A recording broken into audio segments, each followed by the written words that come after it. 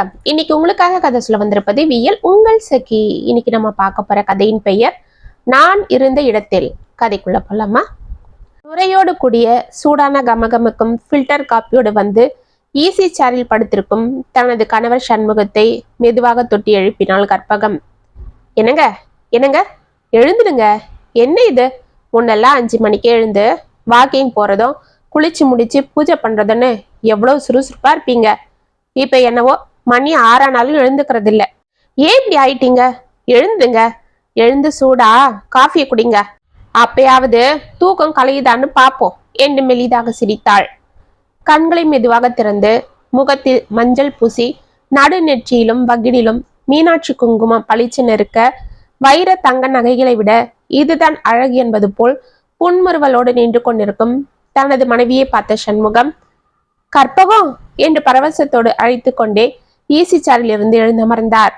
டக்கன் அவள் மறைந்து போக அவர் முகம் மாறியது. கண்கள் அவளை தேடி அலைந்தன.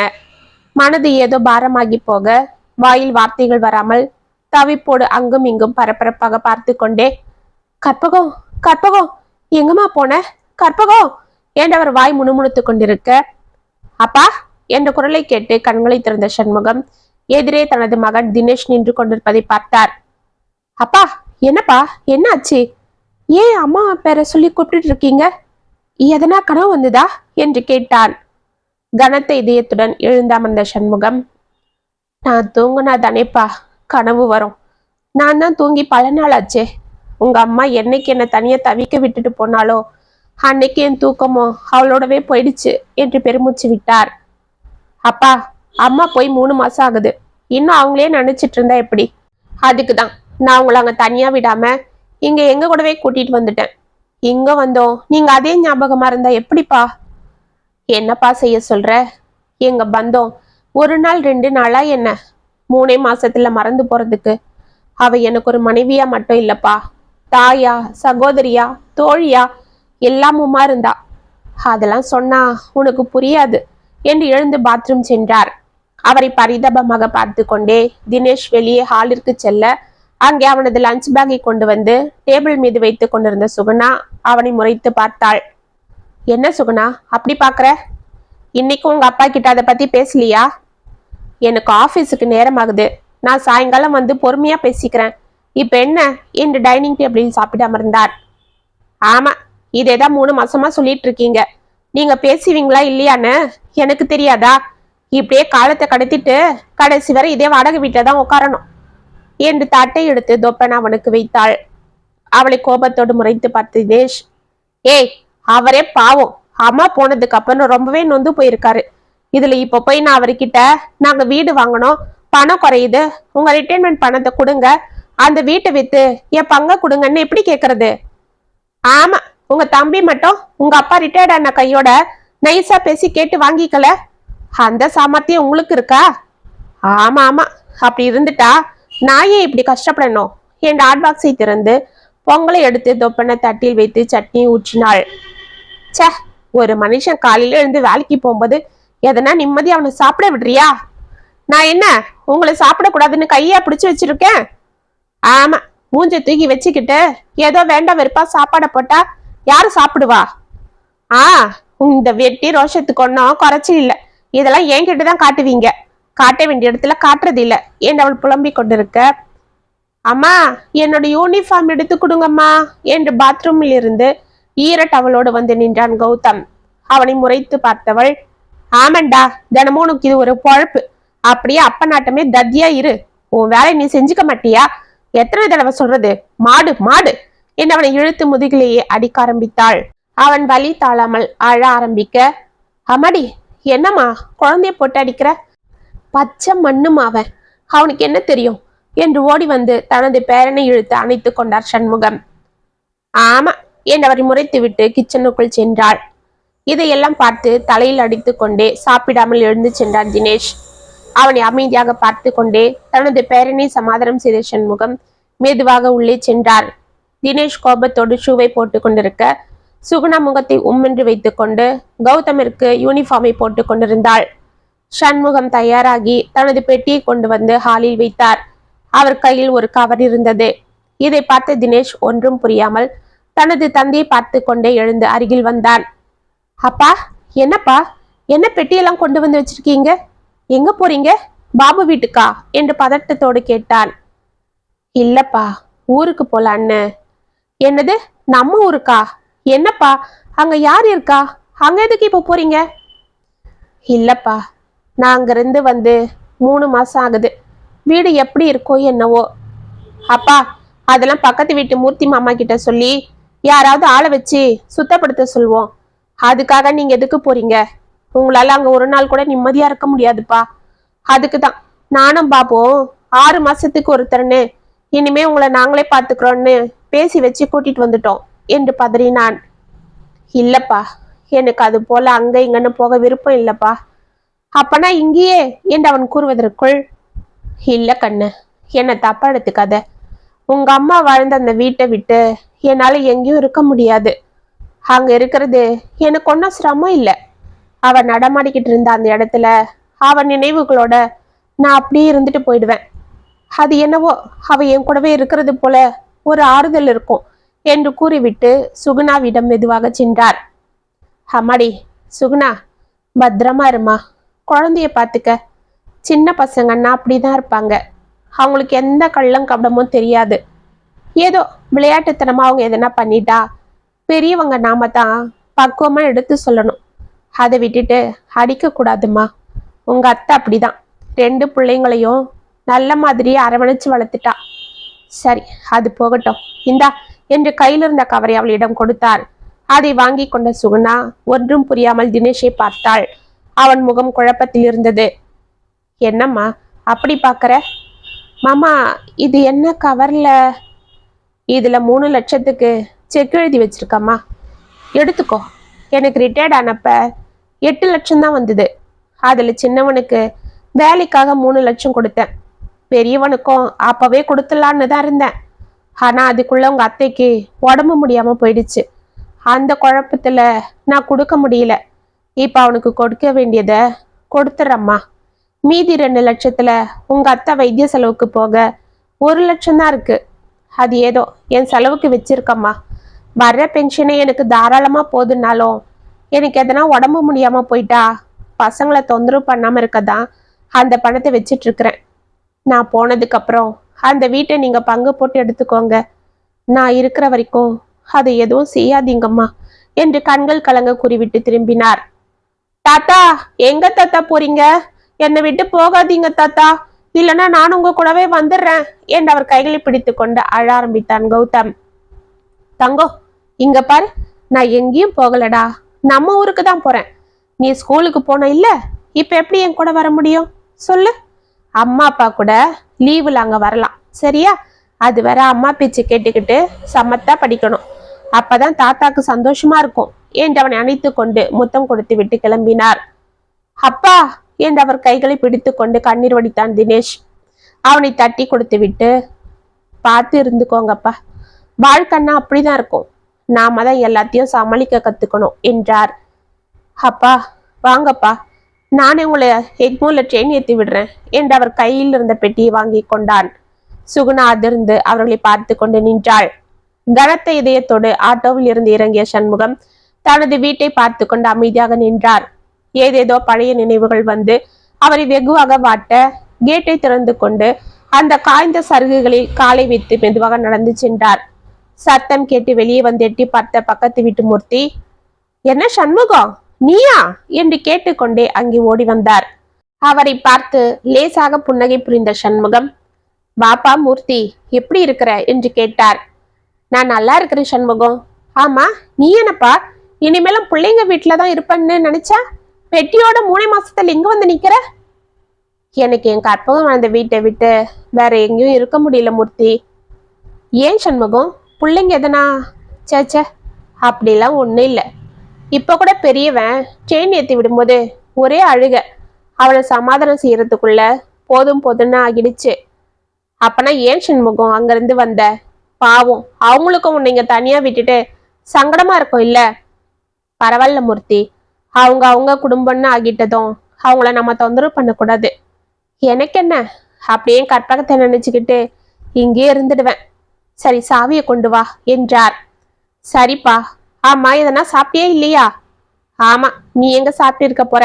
கொஞ்சம் இரு, நான் போய் மீனாட்சிய சாப்பாடு கொண்டு வர சொல்றேன். நீ உள்ள போய் ரெஸ்ட் எடு என்று கூறிவிட்டு, மீனாட்சி, மீனாட்சி, சண்முகம் வீட்டு சாவி எடுமா என்று குரல் கொடுத்து கொண்டே சென்றார். மூர்த்தி சாவி கொடுத்ததும் கதவை திறந்து கொண்டு உள்ளே சென்ற சண்முகம் வீட்டை சுற்றி பார்த்து கொண்டு சிறிது நேரம் அமைதியாக நின்றார். ஒரு மூலையில் கற்பகத்தின் போட்டோ சுவரில் தொங்கிக் கொண்டிருந்தது. மெதுவாக அதன் அருகே சென்று அதை பார்த்து கொண்டு நின்றார்.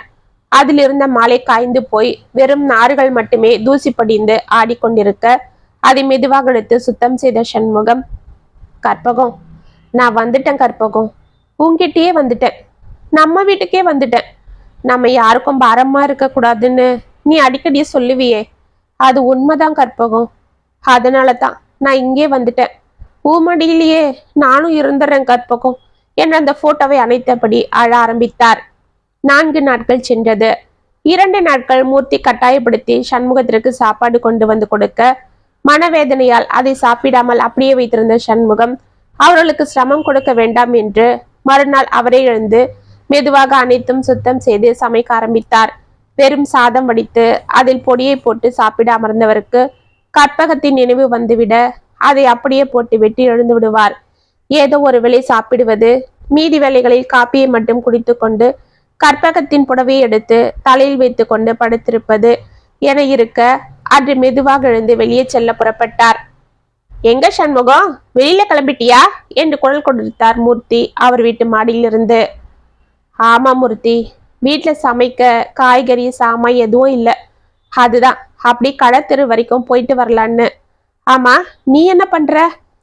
இன்னும் 4 நாள்ல கார்த்திகை தீபம் வருது இல்லையா, மீனாட்சி விளக்கெல்லாம் எடுத்து சுத்தம் செய்ய சொன்னான். அதுதான் எடுத்து எல்லாம் சுத்தம் பண்ணி வெயில்ல காய வச்சிட்டு இருக்கிறேன்.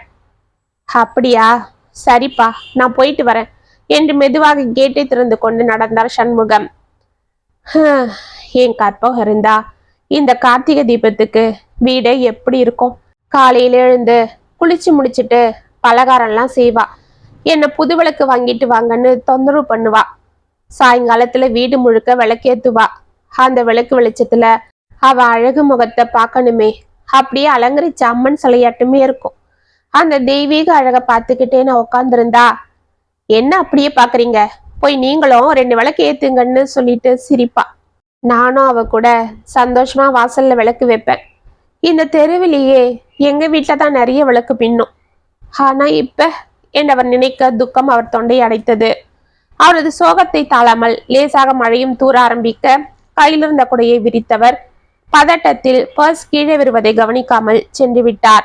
கடையில் சென்று காய்கறியில் வாங்கிய சண்முகம் பர்ஸை காணாமல் பதறிப்போக, தாத்தா, இந்தாங்க தாத்தா உங்க பர்ஸ் என்று தனது சின்னஞ்சிறிய கையில் பர்ஸை வைத்துக் கொண்டு நின்றிருந்தான் ஒரு சிறுவன்.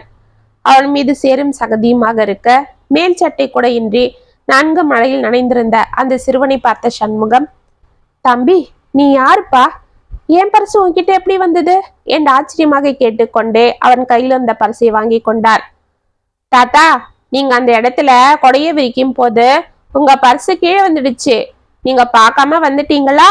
நான் பார்த்துட்டு அதை எடுத்துக்கிட்டு ஓடி வரும்போது அதோ அந்த பள்ளத்துல விழுந்துட்டேன் தாத்தா. அதுல இருந்து எழுந்து பாக்குறதுக்குள்ள நீங்க வந்துட்டீங்க. அப்புறம் உங்களை தேடிக்கிட்டு ஓடி வந்தேன் என்றான்.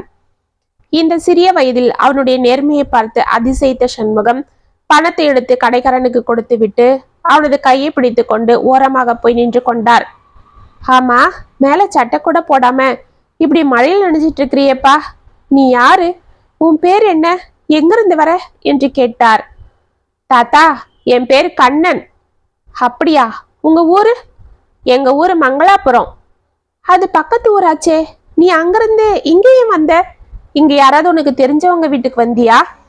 இல்ல தாத்தா, எனக்கு இங்க யாரையுமே தெரியாது. அப்படியா? ஆமா தாத்தா, எங்க பாட்டி போன வாரம் செத்து போயிட்டாங்க. அப்ப எங்க வீட்டுக்கு வந்திருந்தவங்க எல்லாம் என்னை தனியா விட்டுட்டு போயிட்டாங்க. வீட்டுல யாருமே இல்ல.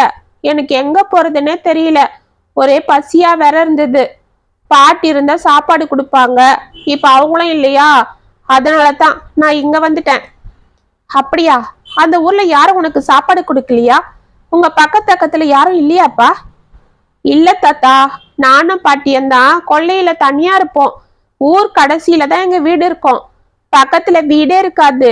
பாட்டி ஊருக்குள்ள போய் எல்லார் வீட்லயும் வேலை செஞ்சுட்டு வருவாங்க. நான் ஸ்கூலுக்கு போவேன். அவனை பரிதாபமா பார்த்த சண்முகம் அவன் கன்னத்தை பிடித்து கொண்டு, உனக்கு அப்பா அம்மாலாம் யாரும் இல்லையா கண்ணு என்று கேட்டார். ஆஹா, இல்ல தாத்தா, அவங்களெல்லாம் நான் பார்த்ததே இல்லையே என்றான் மழலை மொழியில். அவனை வாரி அணைத்த சண்முகம், இந்த பிஞ்சு வயசுல யாருமே இல்லாம இந்த குழந்தை எவ்வளவு சோகத்தை மனசுல தேக்கி வச்சிருப்பான். இத்தனை வருஷம் எல்லாம் பார்த்து அனுபவிச்ச எனக்கே என் கற்பகத்தோட இழப்பை தாங்க முடியலையே. இவன் எப்படி தாய் தகப்பனோட அரவணைப்பு இல்லாம ஆறுதலா இருந்தா அவங்க பாட்டியையும் பறி கொடுத்துட்டு அடுத்த வேளை சாப்பாட்டுக்கே வழி தெரியாம இருக்கிற நிலைமையிலையும் எந்த களங்கமும் இல்லாம இருக்கான். இதுதான் குழந்தை மனசா? ஞானியும் குழந்தைங்களும் ஒண்ணுன்னு சொல்லுவாங்களே, அது உண்மைதான். அவங்க 2 பேருமே இந்த நிமிஷத்துல வாழறவங்க. அதுக்குதான் எந்த பாதிப்பும் அவங்களை எதுவும் செய்யறதில்லை என்று எண்ணிக்கொண்டு கண்களை துடைத்து கொண்ட சண்முகம், சரிப்பா, நீ இனிமேல எங்கேயும் போக வேண்டாம், ஏன் கூடவே இருந்துடு. நானும் உன்னை போலதான், எனக்குன்னு யாரும் இல்லாம இருக்கேன். நம்ம ஒருத்தருக்கு ஒருத்தர் ஆதரவா இருந்துப்போம், வா என்று அவனை கைகளை பிடித்து கொண்டு புறப்பட்டார். அவரை அன்போடு பார்த்து கொண்டே அவருடன் நடக்க ஆரம்பித்தான் கண்ணன். வீட்டிற்கு சென்று கண்ணனை குளிப்பாட்டிய சண்முகம் பெட்டியிலிருந்து தேடி பிடித்து தனது பேரனுடைய ஒரு சட்டையும் ட்ரௌசரையும் எடுத்து அவனுக்கு கொடுத்தார். ஐயா, இது நல்லா இருக்கே தாத்தா, யாரோடது என்று கேட்டான் கண்ணன். இது என்னோட பேரன்து, அவங்க வந்துருந்தப்ப மறந்து வச்சுட்டு போயிட்டாங்க. அதை நான் பத்திரமா எடுத்து பெட்டியில வச்சேன். அதுதான் இது. இப்பத்திக்கு இதை நீ போட்டுக்க, நாளைக்கு கடைக்கு போய் நான் உனக்கு புதுசா வாங்கி தரேன் என்று அவனை அழைத்து சென்று சாப்பாடை பரிமாறினார். வெறும் பருப்பு சாதமும் ஊறுகாயையும் அவன் ஆவலாக சாப்பிட்டு கொண்டிருப்பதை பார்த்து அவர் கண்களில் கண்ணீர் வடிந்தது.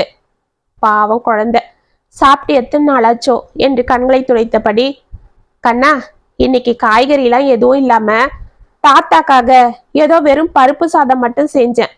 இந்த பாரு, காய்கறிலாம் வாங்கி வந்துட்டேன், நாளில இருந்து உனக்கு எல்லாம் செஞ்சு வைக்கிறேன் என்று அவன் முதுகை ஆசையாக தடவினார். பரவாயில்ல தாத்தா, எங்க பாட்டி எப்பவும் எனக்கு பழைய சொரம் ஊறுகாவும் தான் வைப்பாங்க. என்னைக்காவது ஒரு நாள் வேலை செய்யற வீட்டுல மீந்து போன பழைய ரசம் காய்கறி இருந்தா கொண்டு வந்து கொடுப்பாங்க, அவ்வளவுதான்.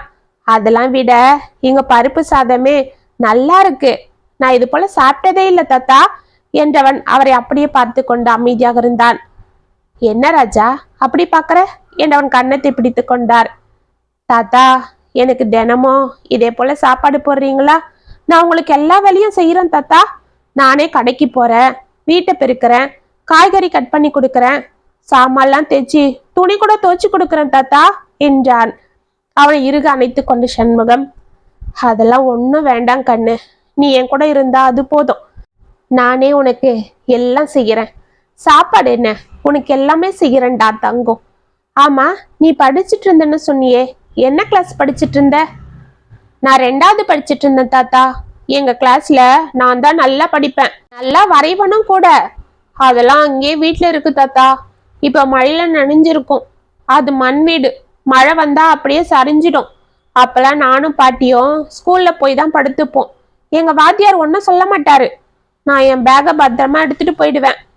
ஆனா இப்ப அதெல்லாம் நனைஞ்சிட்டு இருக்கோம் இல்ல தாத்தா என்று சோர்வாக அவரை பார்த்தான்.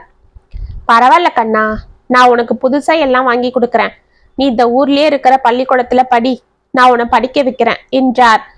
அப்படியா என்றவன் ஆச்சரியமாக கேட்க, ஆமாண்டா, நீ நல்லா படி தாத்தா, நீங்க நல்ல தாத்தா என்று அழுது கொண்டு அவரை தாவி அணைத்து கொண்டான் கண்ணன். மறுநாள் காலை அவனை அவ்வூர் பள்ளியில் கொண்டு போய் சேர்த்து விட்ட சண்முகம் அன்று அவனுக்கு புது யூனிஃபார்ம், பேக், புத்தகங்கள் அனைத்தும் வாங்கி கொடுத்து அவனை ஹோட்டலுக்கு அழைத்து சென்றார். நன்கு வயிறு முட்டை சாப்பிட்ட கண்ணன் கடைசியாக ஐஸ்கிரீமும் சாப்பிட அவனது முகம் மலர்ச்சியில் பொங்கியதை ரசித்துக் கொண்டிருந்தார். அனைத்தும் வாங்கி கொண்டு இருவரும் உற்சாகத்தோடு வருவதை பார்த்த மூர்த்தி, என்னப்பா சண்முகம், கண்ணை உன்கிட்ட நல்லா ஒட்டிக்கிட்டான் போல இருக்கே, உன் கையாவும் பிடிச்சிட்டு வர ஜோர்லயே தெரியுதே. இப்பதான்ப்பா உன் முகத்துல பழையபடி சந்தோஷத்தை பாக்குறேன் என்று சிரித்தார். ஆமாப்பா, அந்த கண்ணை வெண்ணிய திருடினது போல இந்த கண்ணை என் மனசை திருடிட்டான். 2 நாள் தான் இவன் கூட பழகினாலும் என்னவோ ரொம்ப நாள் பழகுனது போல இருக்கு. இனிமே இவனை விட்டு என்னால ஒரு நிமிஷம் கூட இருக்க முடியாதுன்னு தோணுது. என்று சிரித்து கொண்டே அவனை அழைத்து கொண்டு உள்ளே சென்றார். தாத்தா தாத்தா, நம்ம தெருவுல எல்லாரும் தீபம் வைக்கிறாங்க தாத்தா, நாளைக்கு நாமளும் தீபம் வைக்கலாம் தாத்தா என்றான் கண்ணன். அதுக்கு என்னப்பா, காலையில போய் புது அகல் விளக்கெல்லாம் வாங்கிட்டு வருவோம். அப்படியா, ஓகே தாத்தா. தாத்தா, கலர் கலரா வாங்கலாம் தாத்தா, நான் தான் அதெல்லாம் ஏத்துவேன்.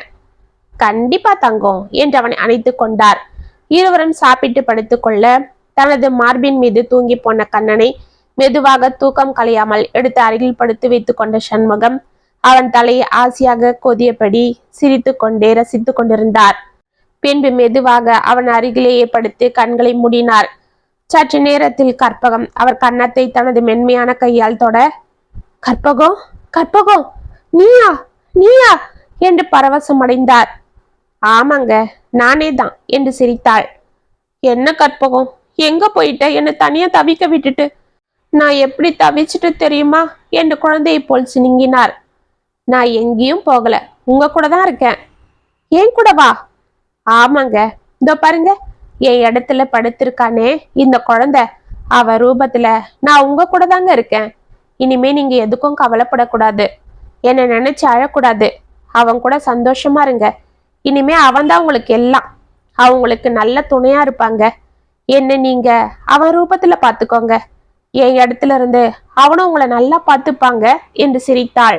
கற்பகம் என்று அவர் அலறி கொண்டு எழுந்து அமர்ந்து சுற்றி பார்த்தார். அமைதியாக இருந்தது வீடு. மேலே ஃபேன் சுற்றும் சத்தம் மட்டும் கேட்டுக்கொண்டிருந்தது. அருகே கண்ணன் அயர்ந்து தூங்கிக் கொண்டிருந்தான். அவன் முதுகை ஆசையாக தடவினார் சண்முகம். கற்பகம், நீ சொன்னது போல இவன் எனக்கு கிடைச்ச நல்ல தோணைதான். உன் இடத்துல இவனை நீதான் எனக்கு கொடுத்தியா? நான் உன் நினைப்போட தனியா தவிக்கிறேன்னு நீதான் இவனை என்கிட்ட அனுப்புனியா? சரி கற்பகம், நீ சொன்னது போல இனிமே நான் உன்னை நினைச்சு அழமாட்டேன், சோகமா இருக்க மாட்டேன். இவனை நான் பத்திரமா பாத்துக்கிறேன் என்று கண்ணனை வாரி அணைத்து கொண்டார். நல்ல தூக்கத்தில் இருந்த கண்ணன் தாத்தா தாத்தா என்று முனறி கொண்டிருப்பதை கேட்டு அவர் முகம் சந்தோஷத்தில் மலர்ந்தது. மறுநாள் மாலை கண்ணன் புது ஆடைகள் அணிந்து கொண்டு தீபங்கள் வைத்து கொண்டிருக்க அந்த தீப ஒளியில் அவனை ரசித்தபடி அமர்ந்திருந்தார் சண்முகம். என்ன தாத்தா, என்னையே பார்த்துட்டு இருக்கீங்க, நீங்களும் வந்து விளக்கேத்துங்க என்று சிரித்தான் கண்ணன். அவருக்கு டக்குன கற்பகத்தின் நினைவு வர, என் கற்பகம் சொல்றது போலவே இவனும் சொல்றானே என்று நினைத்து கொண்டு உற்சாகத்தோடு வந்து விளக்கை ஏற்றினார். அனைத்து விளக்கையும் ஏற்றி முடித்த கண்ணன் வெளியே சென்று நின்று கொண்டு, ஐயா தாத்தா, நம்ம வீடுதான் இந்த தெருவிலேயே சூப்பரா இருக்கு என்று கூறிக்கொண்டே துள்ளி குதித்தான். அவனை அன்போடும் பூரிப்போடும் பார்த்து சிரித்து கொண்டிருந்தார் சண்முகம். அந்த கார்த்திகை தீபம் இருண்டு போன அவர் வாழ்க்கைக்கு புது வெளிச்சத்தை காட்டிக் கொண்டிருந்தது. இத்துடன் நான் இருந்த இடத்தில் கதை முற்றும். உங்களுக்காக எழுதின இந்த கதை உங்களுக்கு பிடிச்சிருந்தா கமெண்ட்ஸ்ல சொல்லுங்க, லைக் பண்ணுங்க, ஷேர் பண்ணுங்க, மறக்காம சப்ஸ்கிரைப் பண்ணிக்கோங்க. மீண்டும் நாளைக்கு வேற ஒரு சுவாரஸ்யமான கதையோட உங்களை சந்திக்கிறேன். அது வரைக்கும் என்னை பிள்ளையருங்க. இப்படிக்கு வியல் உங்கள் சகி.